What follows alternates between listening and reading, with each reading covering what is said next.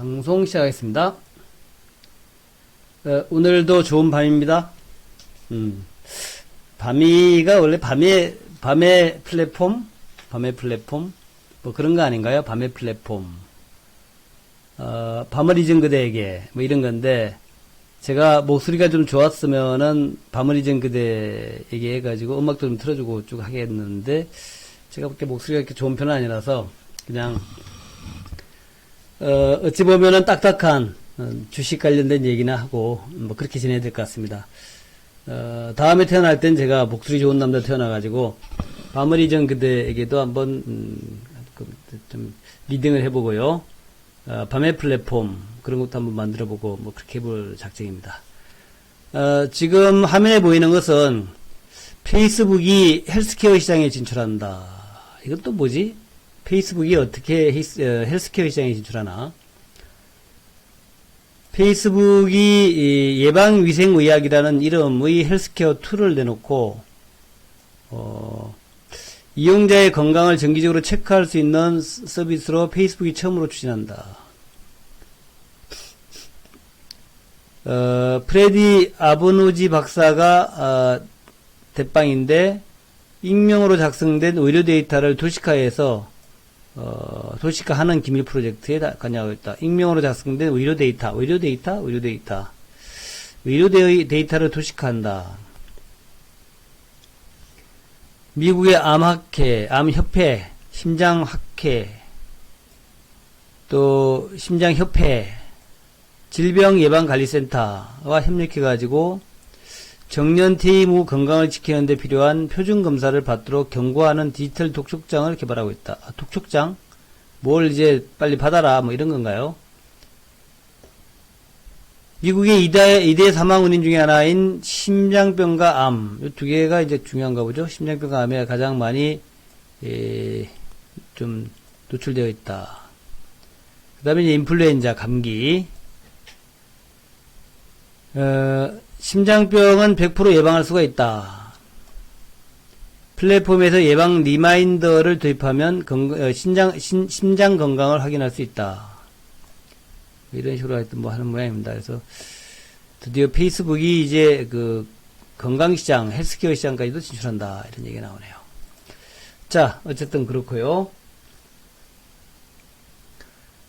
오늘의 시장은 제가 뭐 아침에 말씀드렸던 것처럼 오늘은 별로 오르지 않을 거다라고 얘기했죠. 아침에 뭐 미국 증시는 나쁘지 않은데 뭐 크게 내린 건 아니지만 미국 증시가 나쁘진 않은데 우리 증시가 이 2100포인트를 돌파하기에는 아직도 뭐 좀 부족한 부분이 많다. 이렇게 그런 말씀드렸죠. 그래서 한 번 더 밀릴 수 있고 그랬는데 정말 한 번 밀렸고 또 종목별로는 좀 오늘 이렇게 많이 뭐 내릴 줄 몰랐는데 뭐 비교적 많이 내렸어요.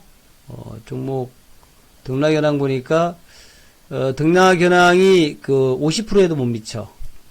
그러니까 그래서 같은 경우에 상승이 263개에 불과하고 하락은 565개, 2대1 정도로 하락이 좀 강해요. 등락비율 46%. 그 다음에 코스닥 같은 경우에는 상승이 391개인데 하락은 833개, 하락이 압도적이죠. 등락 비율은 46%, 압도적인 하락률. 좀 뭐 오늘 뭐 아주 뭐 10% 이하는 아니지만 어쨌든 하락이 강했다. 그래서 전체적으로 뭐 별로 좀 기분 좋은 날은 아니었고 좀 텁텁한 날이었죠. 게다가 그 외국인과 기관들 장 마감에 외국인이 좀 매수로 돌아서긴 했지만 장중에 내내 그 외국인들은 매도였죠. 외국인들도 매도. 매도였다가 마지막에 요거 빨간 라인이 이제 외국인인데 마지막에 조금 위로 올랐죠. 쭉 매도였다가 마지막에 소폭 매수로 15시 동시효과 지나가지고 이제 기관들은 오늘 내내 매도하다가 나중에 더 매도하는 2200억 매도, 코스닥은 양매도 이렇게 진행이 됐습니다. 이제 오늘 저녁에 미국의 FOMC 회의가 열리는데 미국에서는 지금 대부분 다 금리 인하에 지금 초점을 맞추고 있죠. 금리 인하. 미국 시간에 오후 2시에 발표가 됩니다. 오후 2시. 그러니까 내일 아침 우리 새벽 한 3시 정도인가? 오후 2시니까. 새벽 3시가 아니라 새벽 1시인가? 자, 우리나라 시간으로, 미국 시간으로 오후 2시면은 우리나라 시간으로, 좀 시간이 맨날 헷갈려.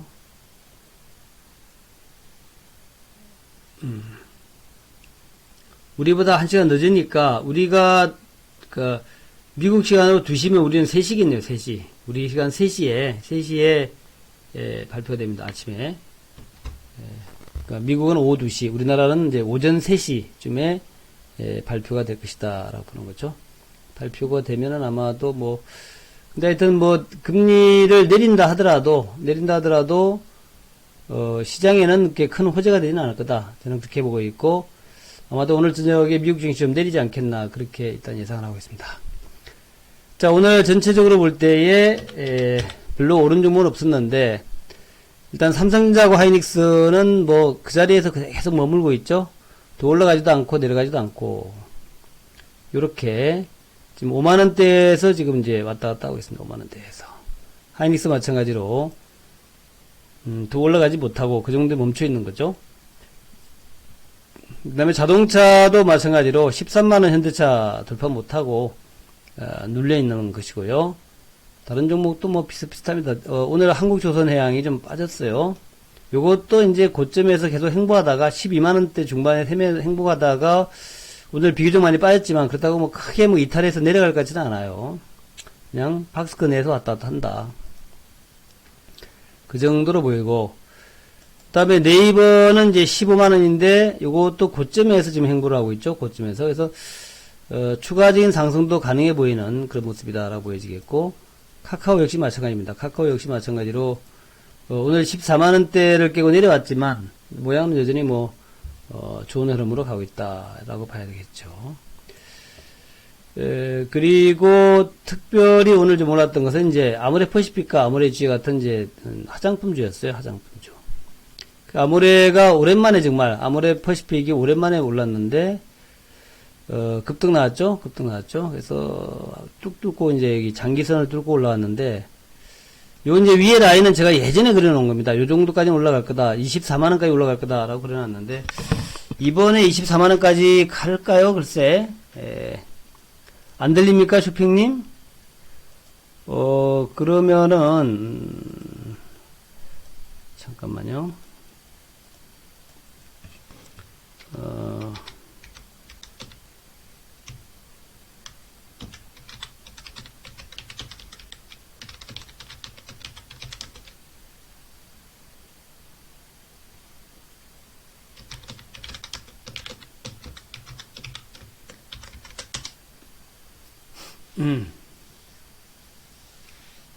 되게 이어폰으로 청취 중이십니까? 이어폰으로?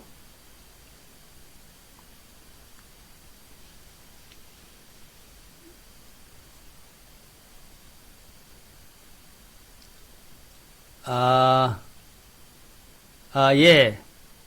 그게, 노트북으로요. 지금 저도, 예. 이 소리는 정말 모르겠어. 제가 계속 체크를 하고 있는데, 지금 나옵니까? 예. 다행입니다. 그래서 이게 아모레퍼시픽이 이제 오늘 그 실적 발표가 있었는데 제가 한번 이렇게 쭉 봤습니다. 실적에 대한 내용을 쭉 봤어요. 그래가지고 이제 이게 제목은 그래요. 3분기 영업이익이 42% 증가했다. 42% 증가했다. 그래서 그러니까 영업이익이 42% 증가했는데 제가 이제 이런 거가 나오면 좀 저는 따져보는 성격이에요. 그냥 영업이익 42% 증가했구나 이렇게 보는 게 아니라 3분기가 1조 5704억이고 영업이익이 1205억이란 말이죠. 1205억. 그래서 그 내용이 쭉 나와 있는데 어쨌든 그 내용을 떠나가지고 1205억 그러니까 매출이야 뭐 좀 증가를 한 것 같은데 이 1205억이 좀 추세적으로 좋아질 것인가? 또 예전하고 모습은 어땠는가? 이걸 한번 좀 따져봐야 될 것 같아요. 따져봐야겠어. 1205억이라 그러는데, 아모레퍼시픽의 영업이익이 그러니까 작년도 2분기에 1,400억이거든요. 그리고 3분기에 765억, 4분기에 238억 확 줄었죠. 그리고 이제 1분기에 다시 좀 좋아졌습니다. 1,866억, 2분기에 878억, 그리고 3분기에 1,205억인데 글쎄 이거 내용은 제가 이해를 하겠는데 뭐 이렇게 썩 좋아진 건가 이게? 예, 그런 생각이 들어가요. 썩 좋아진 건가? 그러니까 작년 3분기가 765억이었어요. 요거 대비해서 1205억이니까 좋아지긴 좋아진 거야. 근데 보면은 1400억도 있었고 1400억도 있었고 또 200억도 있었고 그렇거든요. 그러면 이제 4분기에는 뭐 4분기는 좀 좋아지면 무지하게 좋아지겠네. 작년 4분기 대비해서 뭐 예를 들어서 4분기에 1200억 나오면 600% 좋아지는 건가? 600%? 그래서 요거는 우리가 좀 새겨서 보자. 새겨서 이렇게 그냥 무작정 이렇게 보지 말고 1400억, 700억, 200억, 1800억, 800억, 이번에 1200억이란 말이죠. 그러면은 이제 연말에 왜 238억이 되었고 또 연초에는 왜 1800억이 되었느냐, 이런 것도 좀 들쭉날쭉한 게 있습니다. 그래서 연간으로 그리고 실제로 이제 그 아모레퍼시픽이 좀 정말 좋아지는 거, 정말 좋아지는 거. 그래서 중국 관련해 가지고 정말로 잘 팔려 나가는 게 좀 보여야 돼. 잘 팔려 나가는 게. 뭐 이거 한번 보자고요. 그래서 이제 아모레퍼시픽이 왜 좋아졌느냐 하는 것에 대한, 그러니까 우리가 숫자보다도 그 내용이 중요합니다. 내용을 잘 봐야 돼요. 정말 좋아졌는가 하는 거. 그래서 내용을 좀 보자 이거죠. 면세 매출의 증가, 혁신 제품, 디지털 마케팅에서 빛을 발하며 오랜만에 하락이 돌았다. 경기 침체와 사드 사태 등 변수로 어려움을 겪었는데 좋아지고 있다. 1등 공신은 설화수다. 설화수. 저는 잘 모르겠는데 설화수라는 화장품제가 뭐 잘 모르죠, 우리 남자들은. 최근에 왕흥 온라인에서 활용하는 중국 인플루엔서, 그러니까 이제 쉽게 얘기하면은 그 우리 같은 사람들이죠. 왕흥인데 그러니까 이제 그 유튜버죠. 그러니까 유튜브에서 상품을 갖다가 이게 좀 그 광고 선전 이렇게 하면서 뭐 하는 그런 사람을 왕홍이라 그러거든요. 이 상품이 왜 좋으냐 하는 것을 이제 그러니까 우리 그 홈쇼핑에서 하는 게 아니라 유튜브에서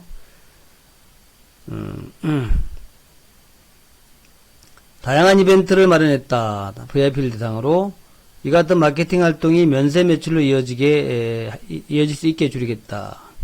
외국인 관광객의 선호도가 높은 설화수 패키지 상품을 중심으로 면세 전용 상품도 강화했다. 설화수의 면세점에서의 설화수가 많이 팔렸다? 뭐 이런 얘기했죠. 기초부터 색조에 이르기까지 다양한 신제품이 밀레니얼까지 신세대들이죠. 제대로 어필한 것이다. 특히 설화수 자음생 아이 에센스 마스크,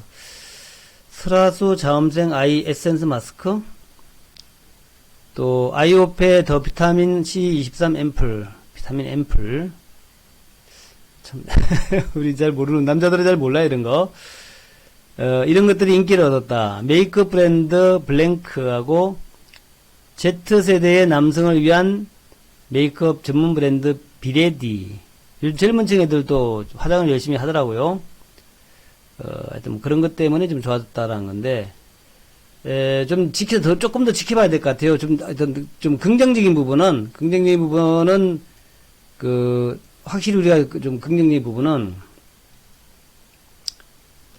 중국이 사드를 이제 잊어버린 것은 아닌데 사드를 더 이상 그렇지 않고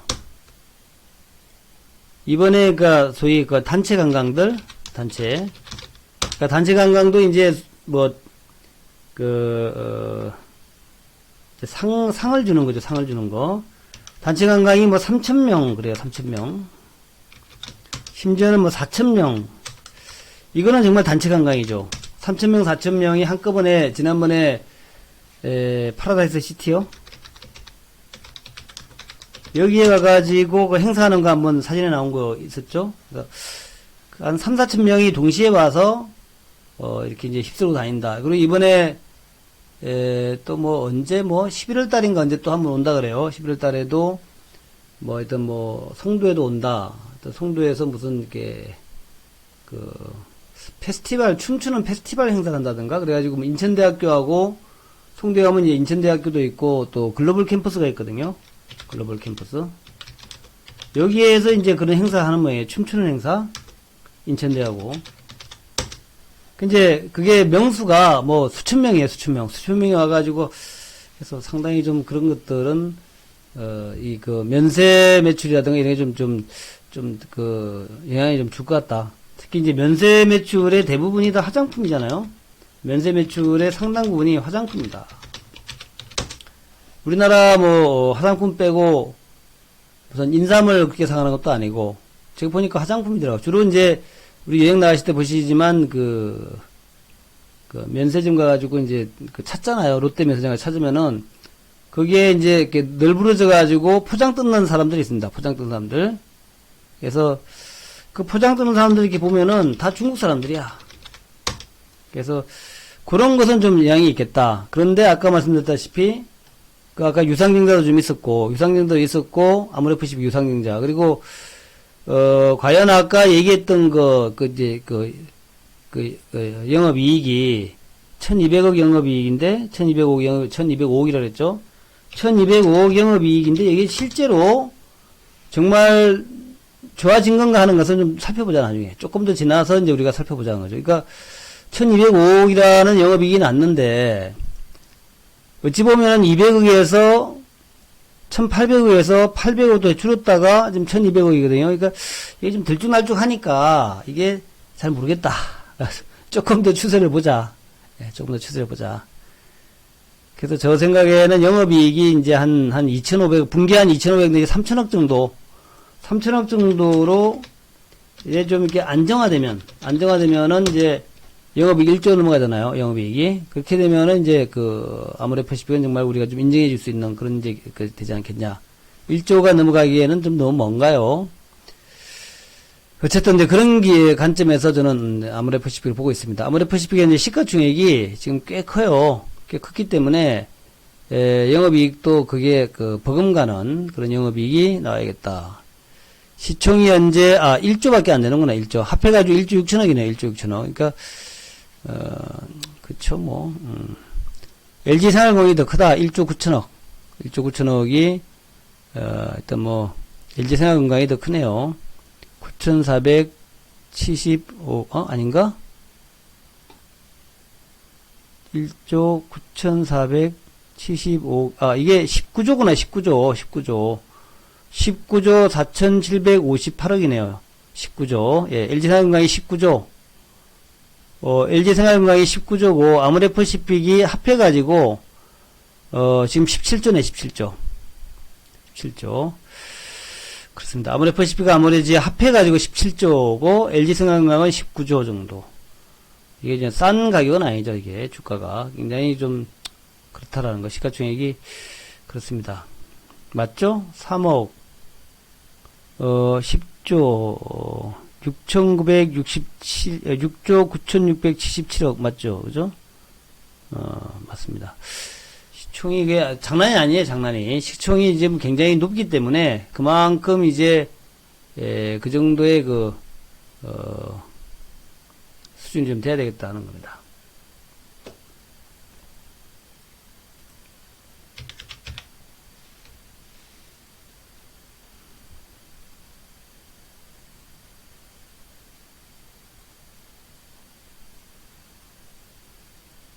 그러니까 아모레 쪽은 사실은 상당히 시가총액이 큰 거예요. 시가총액이 큰 겁니다.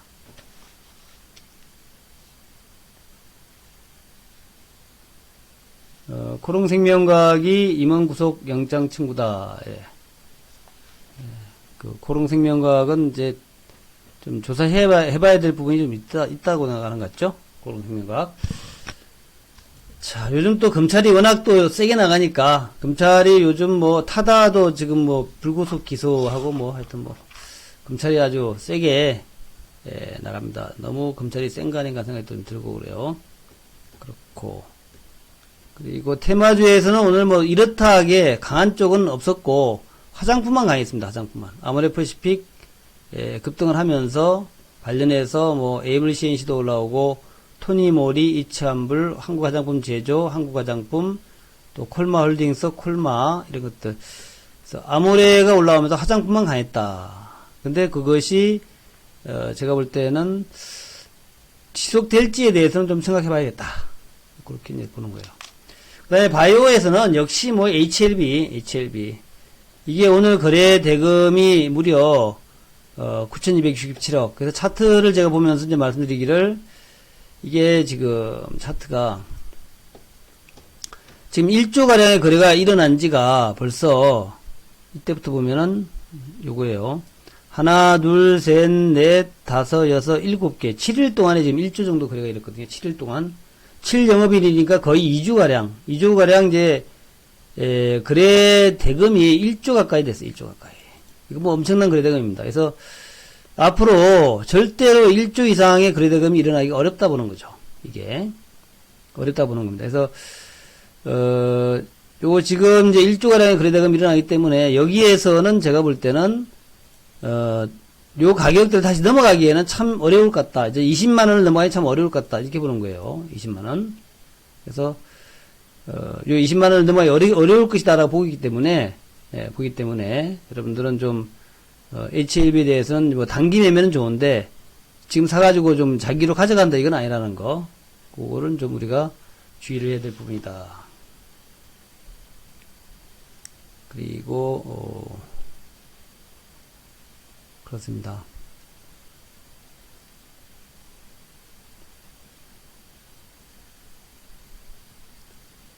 나머지는 텔콘 RF 제약도 조금 이제 관심 있게 봤는데 요거는 조금 더 봐도 될 것 같아요. 텔콘 RF는 지금 이제 비마약성 진통제라 죠 비마약성 진통제 오프란제린 요게 3상 결과가 12월달 나온다는데 어찌 될지는 저도 모르겠어요. 그런데 하여튼 인기는 좀 있을 것 같아.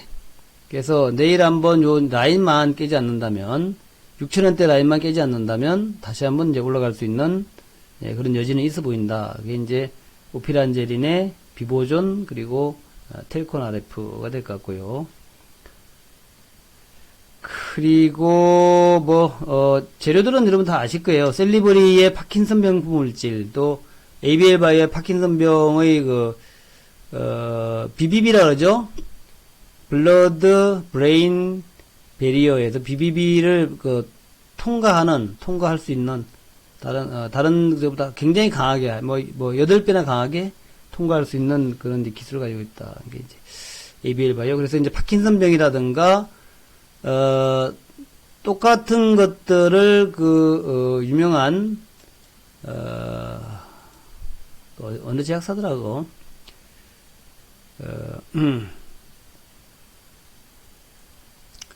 예, 그 제약사에서는 이제 ABL 바이오는 파킨슨병 연구하는데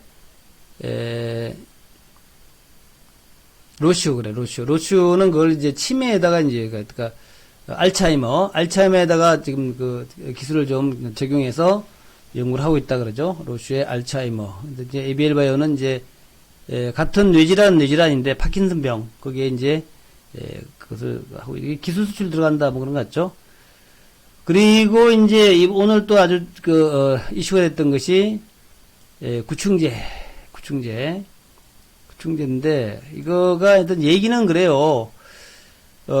동물 구충제나 뭐 인간 구충제나 뭐 비슷하다. 내용 약제는 비슷하다 그래요.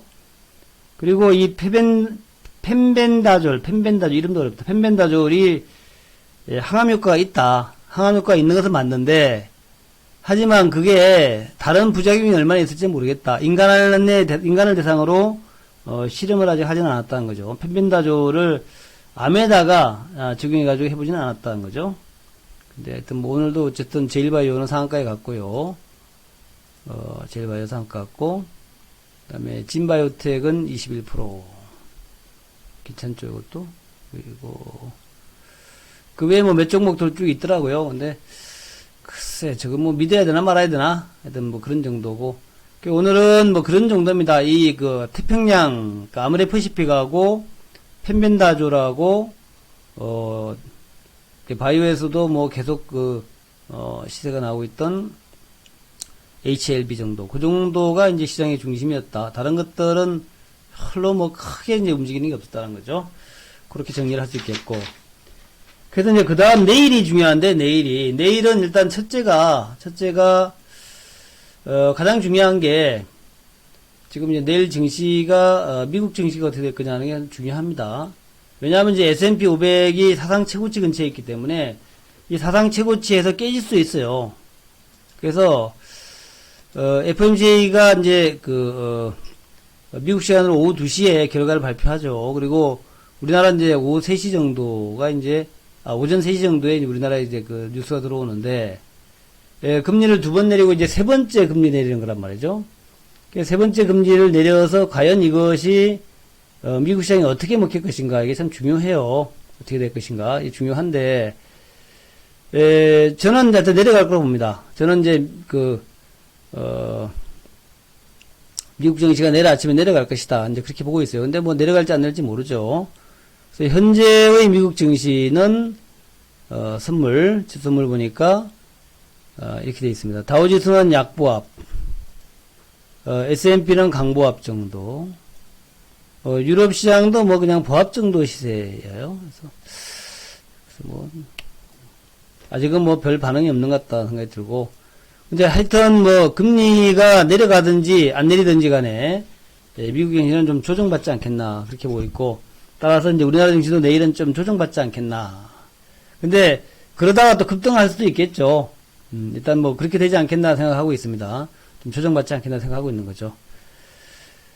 그리고 이제 요즘 가장 그러니까 이제 관심 있게 보는 종목군이 이제 IT 또 바이오, 그러니까 바이오에서 이제 HLB 정도, HLB 또 IT, 그리고 이제 남북전은 왜 이렇게 안 오르냐 이런 정도란 말이죠. 그래서 종목들 몇 개만 제가 쭉 살펴볼게요. 그래서 IT에서 동진 세미캠 주가가 쭉 올라가가지고 별로 행보하고 있는데, 3, 4일 전에, 4일 전에, 3일 전에, 4일 전에, 4일 전에 한번 주가 꾹 올랐다가 좀 밀려가서 다시 원위치 되는 모습 같다는 거죠. 솔브레인, 요거는 지금 뭐 별로 못 올라요, 아직까지. 비슷하게. 그 다음에 후성. 이때 너무 이제 일본 문제 때문에 좀 올랐던 그런 게 있었는지 몰라도, 주목받아서 그런지 몰라도 지금 좀 헤매고 있습니다. 그 다음에 ENF 테크놀로지. 요건 좀 더 잘 올라가요, ENF 테크놀로지는. 잘 올라가고, 워닝 머티리얼즈. 요것도 뭐 그런 대로 괜찮아요. 워닝 머티 정도는 한번 사볼만 하지 않냐, 차트상으로. 이런 생각이 좀 들긴 들어가요. 왜냐하면 이제 장기선이 이제 200일 라인이 240일 쭉 올라가고, 20일 지지가 견조하니까, 이런 것들은 쟁별돼가지고 한번 쭉 꾸준히 갈 수 있는 종목 아닐까? 차트상으로 타는 얘기입니다, 차트상으로. 그렇고, 다음에 이제 뭐 에코프로. 다음에 SKC 코롱 PI. 이런 것들은 이제 완전 바닥에 있다 좀 살아나죠. SKC 코롱 PI 같은 경우에는 이제, 뭐 폴더폰 얘기도 있고, 또 이번에 무슨 필름 문제도 또 있고 그래요. 그런 것들이 좀 호재가 되고 있으면서 좀 치고 올라오는데, 요것도 나빠 보이네. 이것도 괜찮아는 보여요, 이것도. 그 다음에 이제 비메모리에서 LB세미콘. 요게 이제 장기로 올라왔다가 60일선 맞고 좀 떨어지는 모양이에요. 그죠? 비메모리인데. 그 넷패스는 조금 더 이제, 하나, 둘, 셋, 넷, 4개월 정도 행보하다가 좀 밑으로 내려올 듯한 모습. 테스나도 마찬가지고. 그래서, 비메모리는 지금 좀, 뭐랄까, 조정 과정이다. 어제 이제 하나마이크론하고 시그네틱스가, 이거는 저가 종목이거든요. 저가 종목인데, 요것들이 좀 뜨긴 떴어요. 하나마이크론하고 시그네틱스가, 시그네틱스는 안 떴구나. 하나마이크론이 최근에 좀 뜨긴 떴다 이거죠. 떴는데 저가 종목이죠. 시가총액이 1000억대밖에 안 되니까. 그런 거 있는데, 어쨌든 비메모리가 지금 현재 모양은 좀 자리는 좀 잡아가는 것 같은데 아직 뜨는 모습은 아직 아니다. 이렇게 볼 수 있겠고, 오히려 뭐 이오테크닉스는 잘 가죠. 장비주들. 지금 뭐 투자를 해야 될 시점은 아닌데 장비주는 또 괜찮아요. 이오테크닉스하고 원익 IPS하고 그 다음에 STI하고 이렇게 이제 또 KC텍도 뭐 나쁘지 않죠. 요런 정도가 지금 이제 꾸준히 가는 장비 중에서 꾸준히 가는 종목인데, 마지막으로 KC텍도 좀 따라붙는 그런 모습이다는 거죠. 그리고 나머지는 별로예요. 그 나머지 종목들은 뭐 크게 올라가는 종목이 없다. 뭐 그렇게 일단 보시면 될 것 같습니다. 장비주에서 일부, 그리고 이제 비메모리는 좀 조정 과정. 재료주는 아직 갈지 안 갈지 잘 모르겠는데 차트 모양은 좋은데 갈 것 같긴 한데 잘 가지 못한다. 이렇게 그렇게 보시면 되겠다. 그래서 IT가 오히려 바이오보다는 조금 나은 그런 측면이 있다라는 거. 그 정도 보시고, 그 다음에 이제 그 남북주는 어제 저녁이죠? 김정은이 아니지, 북한에서 한국에서 실무협상을 그러니까 대면으로 사람끼리 만나서 협상하자 그랬는데, 그건 싫고 그냥 문서로 하자 이렇게 또 다시 답이 왔죠. 그래서 오늘 좀 또 악재가 되지 않을까라고 우려하시는 분이 있었는데, 제가 뭐 여러분한테 큰 악재는 아닐 거다 말씀드렸죠. 근데 오늘 뭐 많이는 안 내렸어요. 2, 3% 정도. 뭐 통상 다른 종목도 다 2, 3% 내렸으니까 그 정도에서 이제 커버가 되었다. 상당히 좀 긍정적인 부분이다는 거죠. 그런 이제 모습 보였고, 그리고 뭐 SOC 종목분들은 1, 2% 정도 이렇게 쭉 나왔습니다. 그래서 지금 진행되는 내용을 보면은 뭐 크게 나쁘다라고 얘기할 수는 없는데, 어쨌든 간에 저는 그렇게 생각을 합니다. 저는 그 남북 간의 문제로 해결될 건 아니다. 이거는 이제 북미 간의 문제로 해결돼야 되지 남북 간의 문제로 해결될 수 있는 뭐 그런 것은 아니다. 일단 그렇게 생각을 해요. 어쨌든 이거는 북한과 미국 사이에 크게 큰 그림으로 해결돼야 되는 것이지, 남북 간에 무슨 실무회담을 거부하건 실무회담을 하건 그거가 뭐 크게 영향을 미칠 문제는 아니다라는 거. 우리끼리 뭐 금강산 해가지고 금강산 관광 간다고 해봐야 그냥 금강산 관광에 불과한 거 아니에요. 그게 아니라 우리는 정말로 금강산 관광도 가고 개성공단도 가고 하면서 크게 그림을 그려서 북한의 대대적인 개발 이거를 원하는 것이지 개별 관광 가고 이런 거를 원하는 것은 아니죠. 그래서 뭐 어제도 제가 설명을 쭉 드렸습니다만은, 그래서 오늘 또 나온 내용은 뭐 그런 겁니다. 김현철 장관이 국회에서 이제 대담을 했는데, 국회에서 이제 답변을 했는데, 답변 내용이, 통일부 장관 답변 내용이 뭐 그런 겁니다. 뭐 내용은 괜찮아요. 읽어볼만 합니다. 그래서 개별 관광 문제를 이제 오늘 또 질문이 들어왔어요. 국회에서. 그러니까, 개별 관광은 가장 중요한 게 신변 안전 문제다. 그래서 그것에 대해서 남북 간에 협의가 되면 되지 않겠냐. 이런 얘기고, 그쵸. 협의가 돼가지고 신변을 해치지 않겠다. 보호한다라는 것은 누가 따라다니면서 보호할 수는 없으니까 신변을 해치지는 않겠다. 이렇게만 얘기하면 좀 되겠죠. 그럴 것 같고, 국민이 안심하고 관광할 수 있는 환경이 조성돼야 한다. 사실 우리가 그렇죠. 관광을 하면서 위협을 느낀다. 이런 거는 좀 웃기는 얘기죠. 관광하면서. 우리가 이제 관광하면서 보안이 좋은 나라는 주로 독재국가가 그렇죠. 독재국가는 보안이 좋잖아요. 누가 테러하고 이런 거 없잖아. 그러니까 오히려 북한 같은 경우에는 사고가 발생할 염려가 굉장히 작죠. 누가 관광을 가더라도 갑자기 잡아가가지고 죽이지 않는 한 범죄가 없다는 얘기예요. 범죄가 없다라고 봐야죠. 범죄가. 그래서 어찌 면에서는 굉장히 보안면은 참 좋은 환경이다 볼 수 있습니다. 특히 이제 아시아 같은 데는 한국도 그렇고 일본도 그렇고 방콕만 가더라도 이렇게 이제 보안 문제 신경 안 쓰죠. 베트남도 그렇잖아요. 베트남도 중국도 그렇고, 물론 그 나라도 이제 깡패가 있고 범죄자도 있긴 있습니다만은, 이 공산주의 국가는 그런 거는 잘 돼 있죠. 독재국이니까 이게 마약을 하는 애들도 없고 술 먹고 깽판 치는 애들도 없고 잡혀가니까. 그래서 그런 면에서 북한도 그런 면에서 상당히 안심하고 관광할 수 있는 그런 나라다라고 보는데, 그쵸. 근데 그 외에 이제 당국에서 너 왜 김정은이 사진을 밟았느냐 이런 게 있을 수 있잖아요. 예, 그런 거. 캄보디아도 그렇습니까? 그런 거가 좀 문제가 되는 거예요. 그런 거가. 예, 트집 잡아서 응력, 요거가 이제 문제죠. 그러니까, 왜 니네, 김정은이가 나온 얼굴의, 신문을 가지고 밟았느냐, 그런 거 있을 수 있잖아요. 옛날에 그런 게 많이 있었다 그러는데, 실제인지 잘 모르겠습니다만은, 또 무슨 뭐 포장을 그걸로 했다는 등 뭐 이런 거 뭐 그런 게 있을 수 있다는 거죠. 무슨 뭐 보니까 뭐 플랜카드를 찢었다는 등 뭐 무슨 뭐 우리는 사실 그게 자유롭잖아요. 포스터를 갖다 띄어갔다는 등 이런 거 그거를 보안법이다 이렇게 얘기하면 그건 좀 웃기는 거죠, 그죠? 그래서 그런 거 정도는 우리가 이제 학약을 받았다는 거. 그러니까 북한에서 뭐 깡피가 있어가지고 도둑질 당하고 이런 게 문제가 아니라 그 문제예요. 뭐 최고 존엄에 뭐를 어떻게 했다 이런 거. 그거 문제만큼은 이제 우리가 확실하게 보장을 받아야 되겠다는 겁니다. 그렇게 보시면 될 것 같고. 그래서 근데 제가 볼 때에 금강산 관광 문제가 그렇게 중요한 것 같지는 않아요. 우리 지금 남북주에도 물론 뭐 금강산 문제가 잘 풀리면 좋겠지만 그게 지금 우리 그 남북주의 아주 중요한 이슈는 아니라는 거죠. 그죠?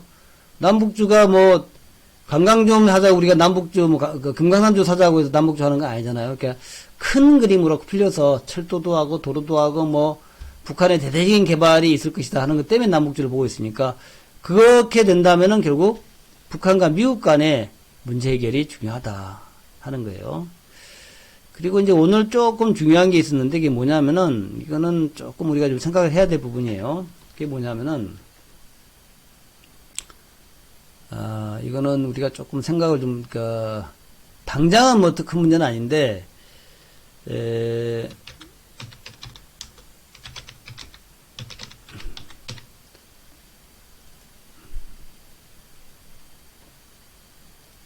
이 문제가 이게 조금 좀 그렇습니다. 이게 조금 더 자세히 나온 게 없나?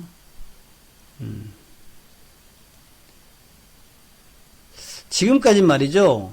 늘 중국과 러시아는 국경 문제니 뭐니 해가지고 서로 대결 관계였지 이렇게 지금 친숙한 관계는 아니었단 말이죠. 이런 관계는 아니었단 말이죠. 근데 더군다나 군사동맹이니 이런 거는 있을 수가 없었죠. 옛날에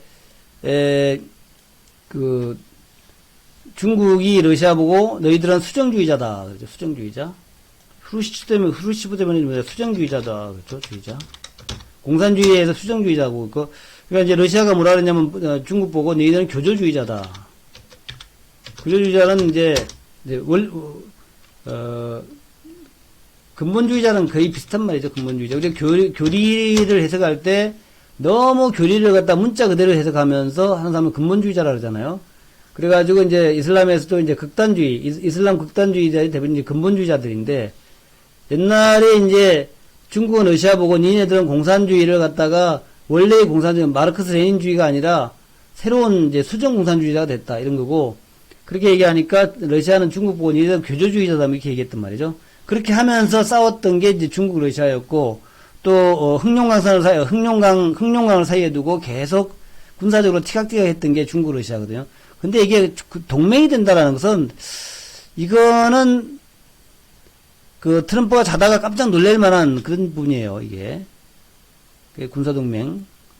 그래서 트럼프가 이거를 막기 위해서 굉장히 노력을 해야 될 겁니다. 앞으로 이게 상당히 큰 변수가 생긴 거예요. 이거는 이제 우리 북한 문제랑도 맞물려서 이게 상당히 이제 큰 문제가 그러니까 이제 중국이 자본주의화 되면서 러시아가 소련이 해체되면서 전 세계에 적국이 없었잖아요. 옛날에는 러시아가 미국의 적이었고 우리 서방의 적이었죠. 서방과 이 자유주의 민주주의의 적이었는데 또 중국도 그랬고 그러다가 이제 해빙이 돼가지고 싹 없어져 이데올로기가 없어졌단 말이야. 근데 다시 이제 중러가 군사동맹으로 간다. 이거는 굉장히 큰 문제예요. 큰 이제 동공지진이 생길 것 같은 그죠? 동공지진이 같은 생길 것 같은 그런 이제 문제란 말이죠. 이렇게 되면은 미국은 러시아랑 가깝습니다. 러시아랑 가깝지 중국이랑 가깝지가 않아요. 러시아랑 가깝기 때문에 러시아를 꼬드겨 가지고 중국과 이 군사동맹 체결을 못하도록 할 것 같아요. 더군다나 지금 이제 중국과 러시아 사이에 이제 북한이 있단 말이죠. 북한은 또 어떻게 되는 거냐. 그래서 그래서 뭐 최대한 아마 트럼프가 이걸 막을 겁니다. 지난달 대규모 연합훈련을 가진 데 이어서 사실상 군사동맹 체결을 검토하고 있다. 그래서 이런 것들을 이제 미국이 막으려고 굉장히 노력을 많이 할 것 같다 생각이 들고 그와 관련해서 아마도 어찌 될지 모르는데 미국과 중국 간의 지금 무역 분쟁에서 좀 양보하지 않겠나 러시아하고 중국이 군사동맹으로 가면 곤란하니까 니네 군사동맹 가지 마라. 그리고 우리가 좀 양보할게. 이런 얘기가 나올 수도 있어요. 또 이제 러하고 중하고 군사동맹 가면 그 안에 있는 북한은 또 어떻게 되는 것이냐 하는 거죠. 북한도 중러 북 이렇게 군사동맹으로 가버리면 또 큰일 야단 난단 말이죠. 그래서 북한이 이제 비동맹 국가 아닙니까? 비동맹 국가. 비동맹 국가. 이번에도 최룡해가 이제 비동맹 국가 가가지고 뭐 연설을 하고 왔죠. 그러니까 비동맹이라는 얘기는 우리는 이제 동맹이잖아요. 미국과 동맹이고, 비동맹 국가, 북한은 비동맹 국가고, 그래서 이제 북한이 맨날 하는 게 그 뭡니까? 그 주사주의, 주사파? 주체사상이 주체사상. 이거는 우리는 비동맹이다 이거지. 인도를 중심으로 한 비동맹 국가다 이거죠. 이게 지금까지 쭉 북한이 해왔던 문제인데, 여기에 지금 중국과 러시아가 군사동맹으로 간다 그러면 이게 참 문제가 복잡해져요. 그렇게 되면은 이제, 어찌 보면은, 중러의 군사동맹에서 북한을 떼어내기 위해서, 북한을 분리시키기 위해서, 미국이 큰 양보를 할 수도 있다. 이렇게 볼 수도 있겠고, 어찌 보면 또, 북중러가 군사동맹으로 갈 수도 있겠고, 이렇게 되면 또 복잡해지잖아요. 그죠? 그래서, 아주 참 미묘합니다, 이게. 제가 볼 때는 이 군사동맹 체결이 쉽지는 않을 것 같은데, 이게 같이 연합훈련을 한다 이거죠. 그래서, 하여튼 조금 하여튼 기분은 안 좋아. 예, 이거가. 이 내용은 하여튼 기분은 안 좋은 내용이에요. 우리 입장에서는.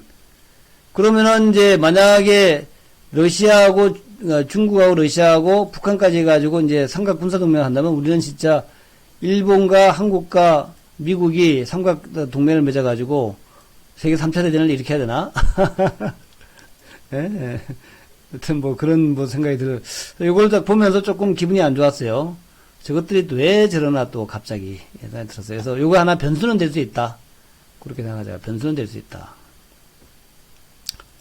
그래서 오늘은 뭐 그 정도가 중요 내용이었습니다. 다른 것들은 크게 뭐 눈길을 끄는 내용은 없었어요. 그 다음에 마지막으로 요거만 읽어보고 마무리하도록 하겠습니다. 요거만 읽어보고 금강산 관광 이대로 끝낼 수 없다. 개별 관광객 모집 추진한다 그래요. 개별 관광객. 여러분들 가실 겁니까? 개별 관광? 개별 관광 하면 우리 쇼팽님하고 음양도시님 또 도다미님, 몽님은 가실 것 같아. 스펙트님도 가실 것 같아. 가실지 모르겠네요. 개별 관광을 모집하겠다. 그쵸. 북미를, 예. 우리 몽님님 맞습니다. 예. 갈까요, 한번? 예.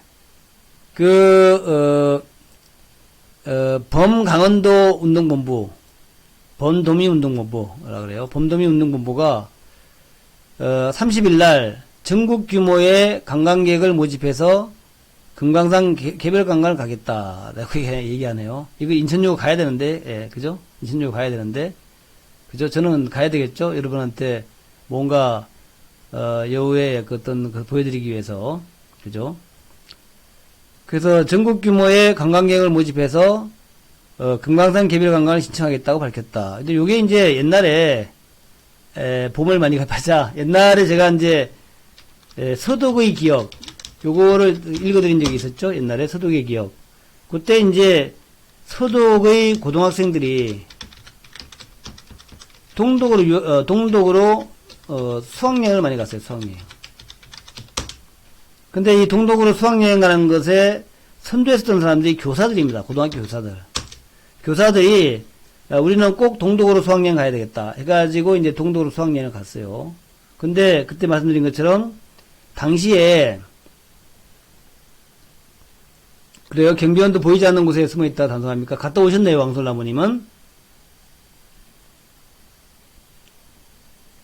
예, 그러시구나. 하여튼, 예전에 서독의 교사들이, 그때 이제 동독이 100배 바가지를 때 100배. 그니까, 원래 동독 물가보다 100배를 받았대요, 동독. 그니까, 하나에 100원짜리를 갖다가 만원을 받는 거죠, 100원짜리를. 100원짜리를 만에 받는 것은 좀 심했죠.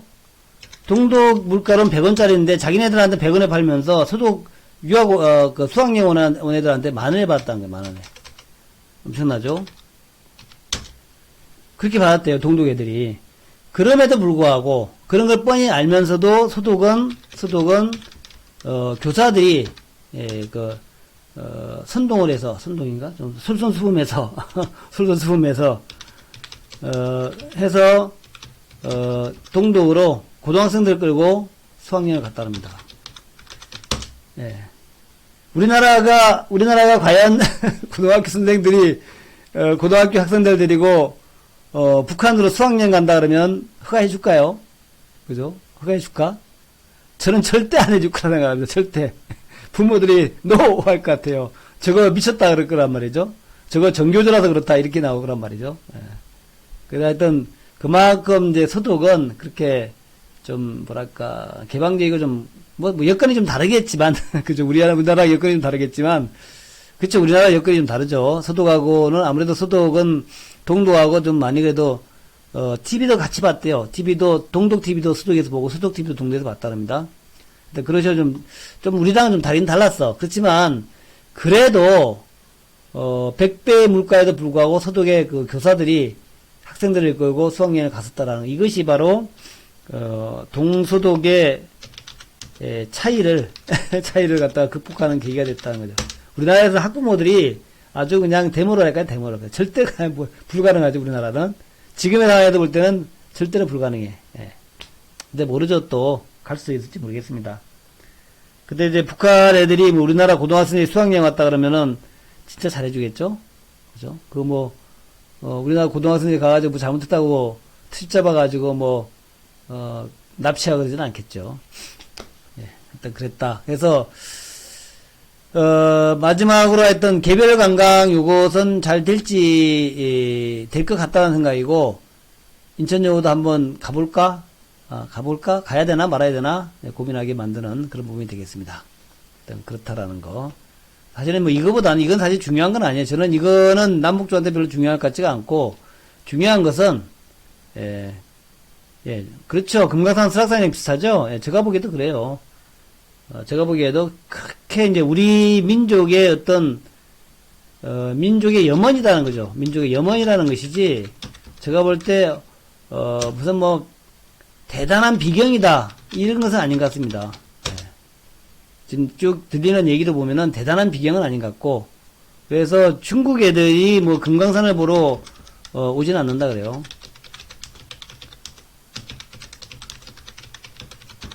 우리나라 이제 사람들은 금강산 아니면 백두산 아닙니까? 그래서, 그래요? 우리나라는 이제 금강산 아니면 백두산이니까 그게 이제 꿈에 그리던 금강산, 꿈에 그리던 백두산 이렇게 되는데, 중국 애들은 그냥 금강산 이렇게 크게 좋다라고 느끼지 못하는 것 같아요. 못하는 것 같았고, 오히려 백두산을 더 많이 간다 그러지, 백두산을. 그렇다 그럽니다. 그래서, 그래도 또 금강산 얘기 쭉 하고 있는데 또 제가 그렇게 얘기해가지고 또 가고 싶으신 분들 안 가면 큰일 나는데. 긴장만 엄청 됩니까? 하여튼 저는 한번 가볼 거예요, 저는. 그리고 평양도 한번 가볼 거고. 평양도 여행이 되면은 한번 가볼 겁니다. 네.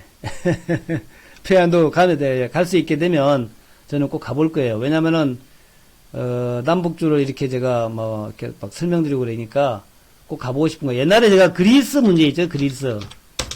이 그리스가 12년, 13년도에 엄청 우리를 괴롭혔잖아요. 13년도에.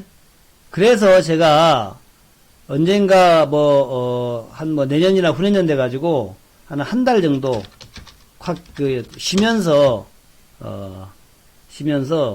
그냥 가보려고 그래요. 그리스를. 그리스가 그렇게 우리 괴롭혔잖아요, 그때. 그리스? 기억나십니까, 그때? 13년도, 14년도 그때 얼마나 괴롭혔어요. 그죠? 그래서 저는 꼭 그리스를 한번 가볼 작정입니다. 그리스를 쭉 보면은 이렇게 매력적인 부분은 아니에요. 산토리니 이런 데는 괜찮은데, 다른 데는 이렇게 그냥 시골, 농업 국가더라고요. 근데 또 이제 그리스란 나라가 그리스 로마 시대의 인류 문명의 기원이기도 하고 그러니까, 또 인류 문명의 기원 이런 것보다도 그냥 그때 도대체 그리스란 나라가 어떤 나라인데 그렇게 이제 우리를 괴롭혔나 하는 것 때문에 예. 가보려고 합니다. 예, 공작새도 한번 금방 가고요. 이 시조새도 한번 가능해지면 가려고 합니다. 현대일리베이 시간의 공시, 뭐 별건 아닐 거예요. 현대일리베이 한번 보겠습니다. 이제 우리가 좀 악재가 있으면은 뭐 그런 생각하는데, 예, 뭐 350억짜리네요. 350억짜리. 이거 뭐 아무것도 아닙니다. 채무보증금액 350억짜리. 자기 자본이 9,300억짜리인데 350억짜리 채무보증, 이건 뭐냐? 아무것도 아니에요. 예, 아무것도 아닙니다. 아무것도 아니다. MSCI에서는 신라젠이 빠지고 KMW가 들어간다 그러네요. MSCI에. 예, 그런 것들은 이제 뭐 중요한 자료가 되죠. 네, 아무것도 아닙니다. 네, 그렇다. 네, 네, 존버로. 내일도 존버로. 우리는 존버다. 좀비 아닙니다. 좀비 아니고 존버입니다. 존버. 좀비가 아니라 존버예요. 좀비가 아니라 존버다. 자, 하여튼 뭐 문제는 북미회담이다 하는 거 다시 한번 제가 강조를 드립니다. 문제는 북미회담이지 나머지 가지고는 남북주가 움직일 만한 그런 건 아니다라는 거. 중요한 것은 북미회담이다라는 거. 요거 기대하면서 여전히 북미회담이 이루어져서 북한이 될 때까지, 그때까지, 남북주 가신 분들은 계속해서 보유하는 그런 전략으로 가자라고 말씀을 드리면서, 그리고 이제 최근에 또 오르고 있는, IT주, 또, 제가 좀 강조를 드리고 있는, 뭐, 몇 개 있죠. 그런 것들, 하여튼 뭐,